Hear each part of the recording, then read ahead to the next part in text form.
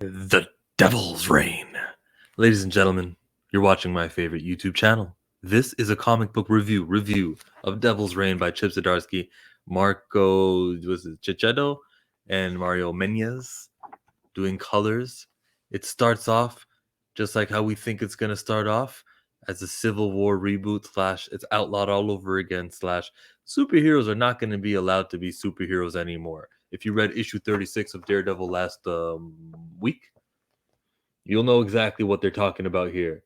You see, Mayor Wilson Fisk, she's just the mayor. Got that maybe like 3-4 years ago.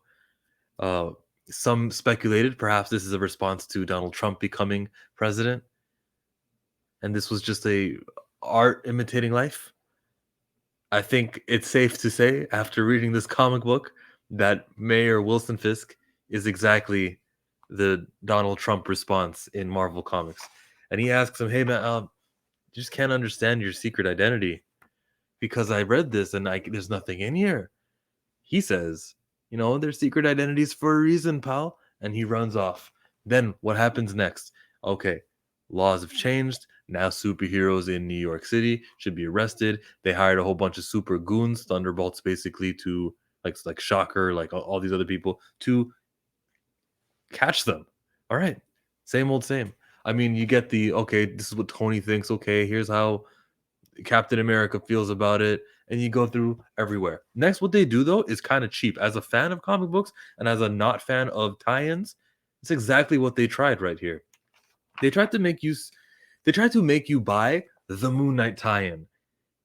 Then they tried to make you buy what the Thunderbolts are up to with John Walker because they know they're going to be selling tie-in books for that. We go over to Spider-Man Miles Morales, and they try to they do they do a couple of things. It's the every 6 months, the biannual moment where you gotta have a major Marvel character refer to Miles as Spider-Man. So just so it can sink in. If you gotta do that, is he really Spider-Man? If you still gotta try to force one in there, it's not Spidey, it's not Webhead, it's always Spider-Man.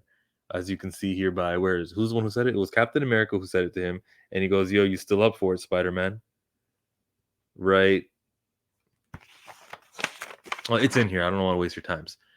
In comes Spider-Man, proper Spider-Man, to save Miles, and now they're talking, and they're basically having an underground, sort of what Secret Avengers did also, and they're just having a chit chat about how we're gonna stand up for it. Cap is like, "I'm not gonna." Side note: I said Cap, and I was talking about Steve Rogers, and every single one of you knew that. You didn't think about Sam Wilson, did you? Right? Go see the video that I posted like 3 days ago.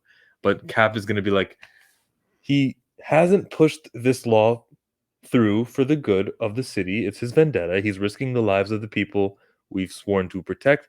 I couldn't speak for the rest of you, but I won't let a tyrant stop me from saving lives. Don't give in to him, Daredevil. Not now, not ever. Because once you do, he'll take it all. Okay. Captain America does the Captain America speech and it fits well. Daredevil's like, doubting maybe this is all my fault. It's not your fault. It's a psychic's fault. It's the kids, the children of the psychic's fault. Now, the Fantastic Four also have a tie-in in here. Why would you feature the Fantastic Four more prominently than you did with Moon Knight and Miles Morales Spider-Man? I feel like that's because the Fantastic Four are going to be pretty meaningful to the whole story. We know Chip Zdarsky is a lover of the Fantastic Four, so it's safe to say that this is meaningful. This little part here, where we get to see that Flame On, Human Torch flies away, so does the Thing. And was it Luke Cage and Jessica Jones? Okay. Next, it's their turn. And Luke has a similar speech to what he did during the Civil War one, where that was actually a cooler moment because he said, "I'm gonna wait till midnight. I'm gonna be right here in this apartment. Come and find me." Now they've got a kid, which changes things up. Beautiful artwork when he was fighting the kid. You can see in the background when they were tag teaming against the Shocker that Jessica Jones was handling business. Can I say something about Jessica Jones? Well, we know why these two are in here. It's just the Hell's Kitchen aspect of Chip Zdarsky has control over these characters, over anyone else. He's got first bid, so he's going to progress with these guys. But something about Jessica Jones that crossed my mind. Brian Michael Bendis is doing this with Naomi, where he tries to elevate a character. He's going to feature this character in everything he does, and then it becomes a thing. He did that with Avengers, with Jessica Jones, using her all throughout what he was writing, even when he created, what's that guy named, Parker Robbins, the Hood, and then he'd still be using him when he's writing Iron Man. That's how you do it. It's how writers create something and then never give up on it. But when it's Marvel who create a hero, for example, who did they create recently? The New Agents of Atlas. Have they really followed through on any of them? Swordmaster Arrow? I can't say that they did. But if there was a motivated writer, you'll get what Brian Michael Bendis did. Created Naomi. Started using her in Justice League. And look, there's a season 2 of Naomi coming up. Like, he never gave up on that. That's the way you progress. So Jessica Jones sort of reminded me of that, and the Brian Michael Bendis like method of it. In comes Fisk talking to the Kingpin. The Kingpin is letting his assistant use the first name, and Kingpin's like, "No, we don't do that over here." Kingpin, Wilson Fisk, Kingpin is going to return to being Kingpin eventually because everything returns to the status quo and it's Marvel. So I wasn't too invested in this part. But the illegitimate son of Wilson Fisk, which was a comic book I did read, it was the Avengers, it was the Daredevil annual, where actually both Mike Murdock is it, and young Butch are friends. Skip over to the psychic that I mentioned, and and the reason Kingpin is so evil is because he is actually going to be running for the president of the United States, and those psychic abilities to maneuver votes could be useful. That is commentary on like election fraud and stuff. Chip Zdarsky being Canadian, I don't know if he was going for that. Marvel being Marvel, they're probably going for that. It's just more a little divisiveness in your comic books. I'm sure someone is watching this video who voted for Donald Trump. Guys, yeah, Democrats, boo, boo. Like the video. Yeah, very divisive. Is that the right word? You know what the word is? It's like you got a shit disturber who's writing this comic book. I don't like that. They did it like way too many times for it to be coincidental. I like comic book stories.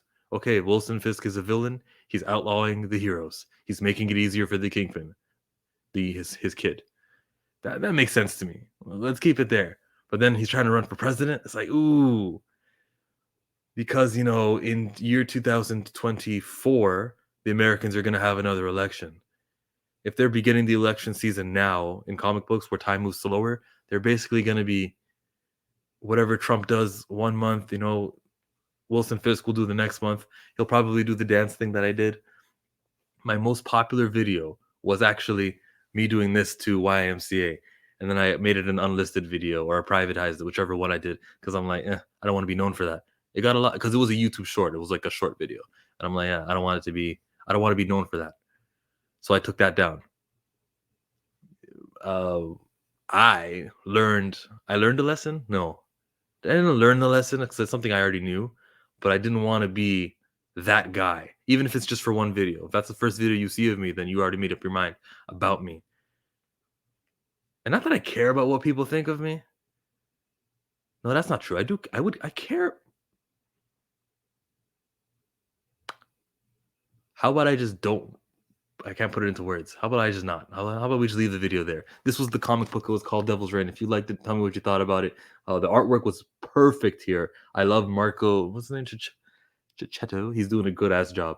The covers looked cool too. I like the design that they actually had here, where it's sort of different and it stands out from other covers. For example, here is this one. It's just straight up artwork with the title there. No, you got to switch it up, man. Look, it got the red border. That's a cover there. Paper quality is different too. And then if you want to read the back, that's where you get the whole official title with all that stuff. All right. Cool cover. I hope this continues. I'm going to be getting regular covers rather than variant covers. That's my style. I'm chill. And if you want to be entertained, go watch 33 Burning MCU Questions on my YouTube channel. It's like it was a 3-hour stream this week. I'm gonna have to divide a couple of those questions and make them individual videos. You can also read the description to see which questions you want to get answered. You want to get the answers to. Check out me on Nerdette Newsstand's YouTube channel later today, 6 p.m. Eastern Standard Time, something o'clock wherever you live. And I'm out.